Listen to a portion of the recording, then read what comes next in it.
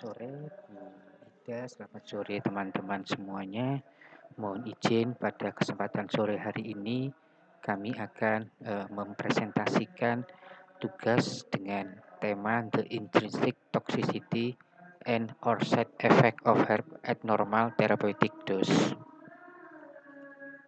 Di mana sebagai pendahuluan di sini kami sampaikan berdasarkan Junha Song et al. 2014, The Safety of Herbal Medicine from Prejudice to Evidence, di mana the safety of herbal medicine atau keamanan obat herbal ini ditinjau dari tiga. Yang pertama adalah perspektif, kemudian yang kedua adalah content of the special issue, yang ketiga adalah safety issue of herbal medicine.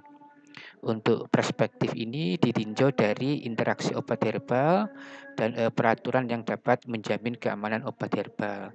Kemudian content of the special issue ini ditinjau dari sistematis keamanan suatu obat herbal.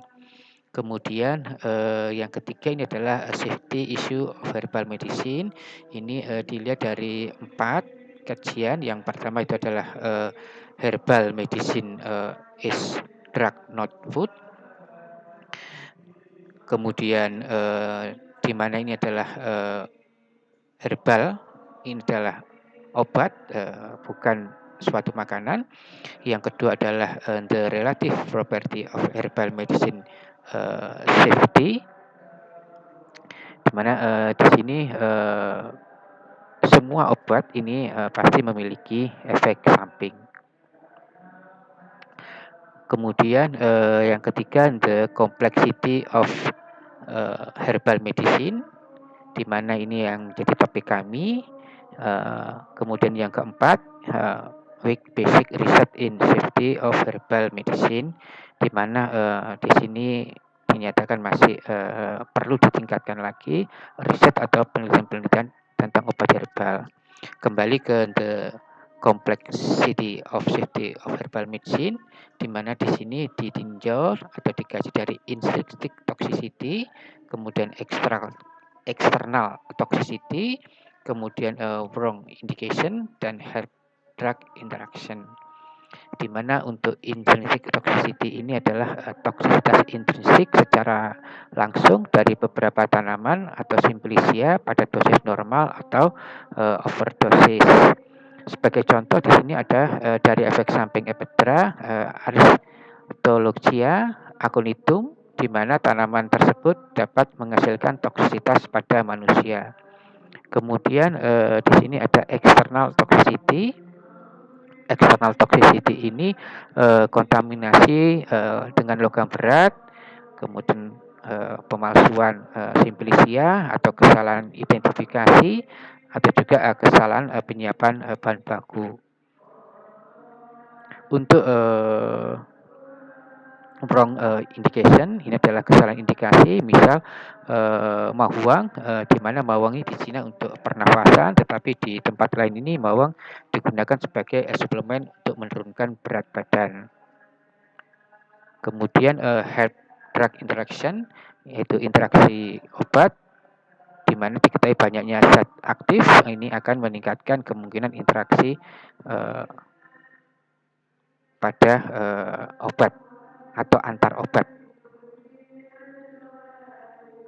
Kemudian intrinsic toxicity sendiri berdasarkan Junhua Zhang et al. 2014, di mana kami contohkan di sini adalah aconitum. Alkaloid aconitum, yaitu diester diterpenoid, adalah konstituen toksisitas terkuat dari aconit dan monsut. Dengan proses pemanasan alkaloid aconitum, diester diterpenoid menjadi alkaloid monoester diterpenoid dengan toksisitas rendah, serta aconin yang toksisitasnya rendah dan hampir tidak beracun. Jika proses pemanasan tersebut diabaikan, maka aconit akan meningkat. Untuk kompatibilitas ini bertujuan mengurangi toksisitas dan meningkatkan efek terapeutik. dengan Radic Aconiti preparata dengan Licori, maka kadar alkaloid aconitum dapat menurun. Ini berdasarkan di tradisional Chinese medicine atau TCM. Sehingga untuk artikel yang kami gunakan di sini yaitu tissue accumulation of toxic aconitum alkaloid after short-term and long-term oral administration of clinically used Radic Aconiti lateralis preparation in rat.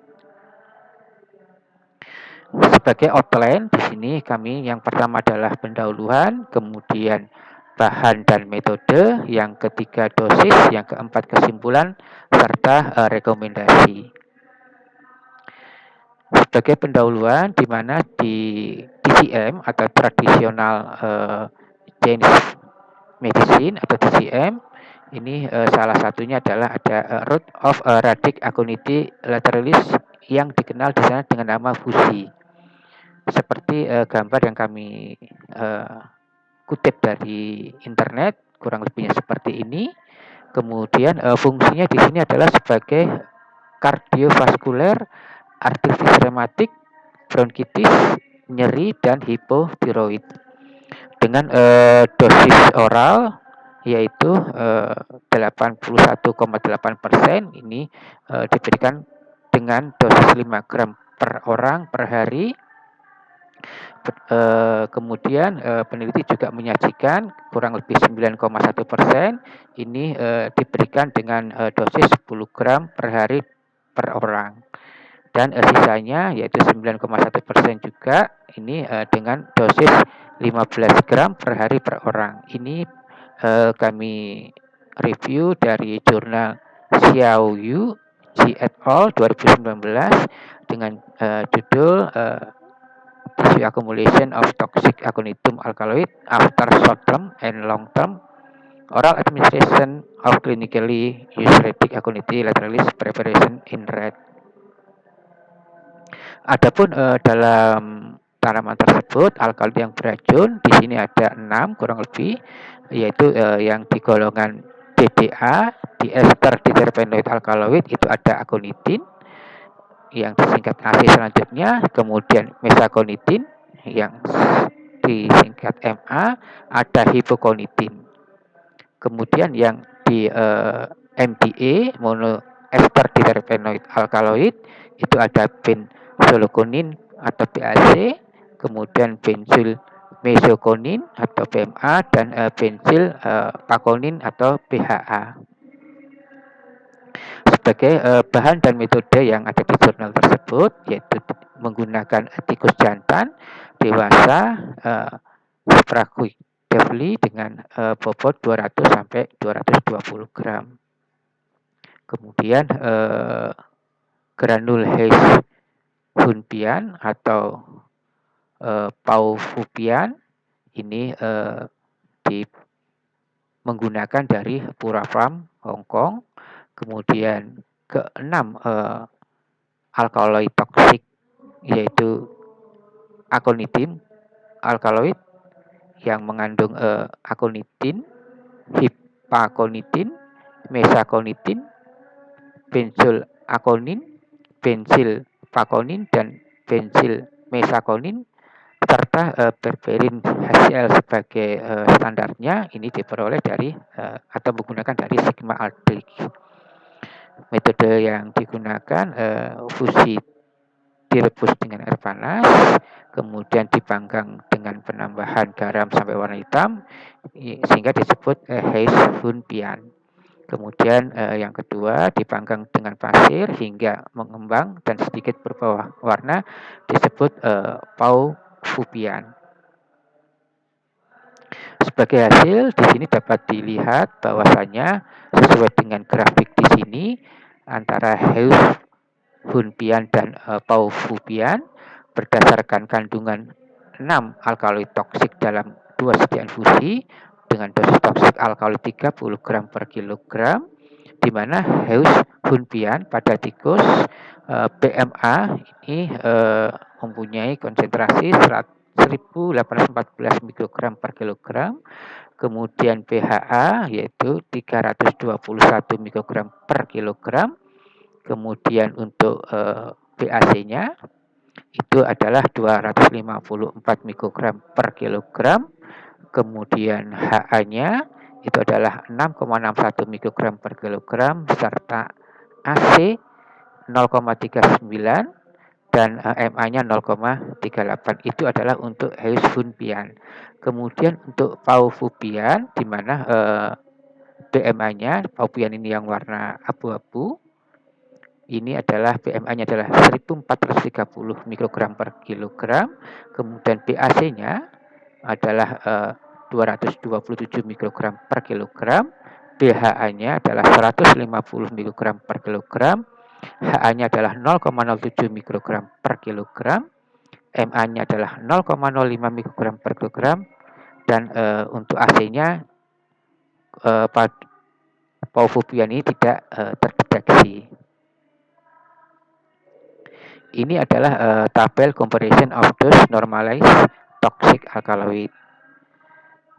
Di sini komponnya mulai dari ACHAMA untuk total DDA-nya, di ester di terpen alkaloid,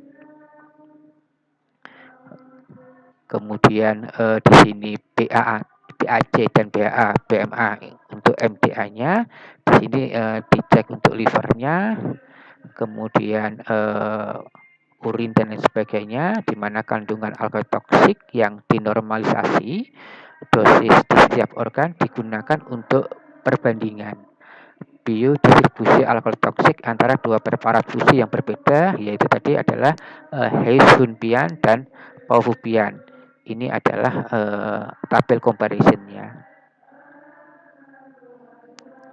Sehingga untuk pembahasannya di sini, yang pertama adalah aconitin ditemukan dapat mengganggu homeostatis kalsium intraseluler melalui Na+ dan Ca2 dengan sistem pertukaran retikulum sarko, endoplasma, kalsium plus ATP fase yang mengarah ke apoptosis sel di jantung.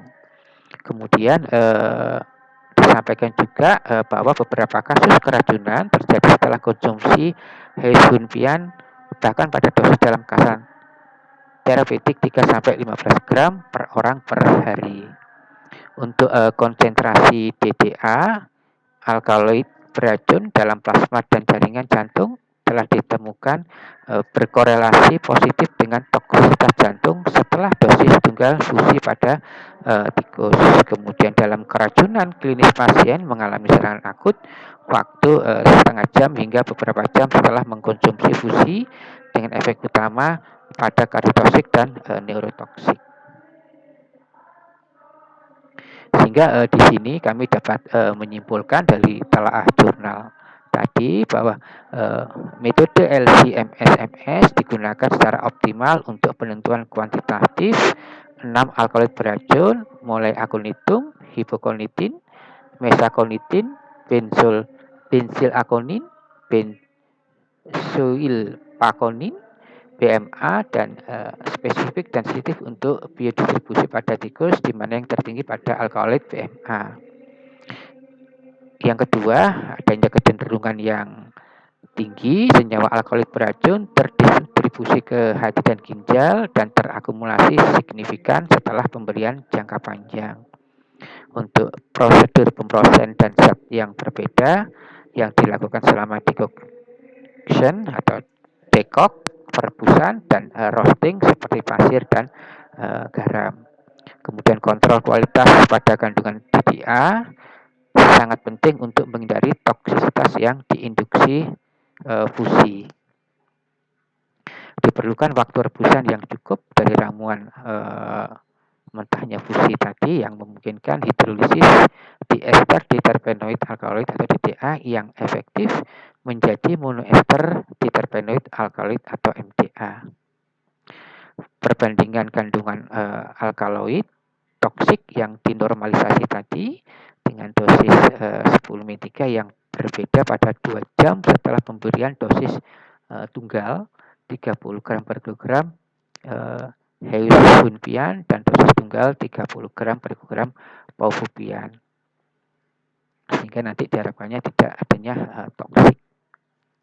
Sehingga di sini kami merekomendasikan berdasarkan telaah, yaitu yang pertama adalah pertimbangan adanya senyawa lain yang dapat meredam efek toksik alkohol diaconitin melalui side effect eliminating substance atau SEES, di mana SEES ini adalah zat atau zat penyerta selain zat utama dalam bahan tumbuhan yang mampu mengurangi atau menghilangkan efek toksik dan efek samping yang ditimbulkan oleh zat utama berdasarkan IMADI OK 2016 dan Lestari 2008. Kemudian perlu diketahui dosis toksik dari ekstrak bukan dari single compound.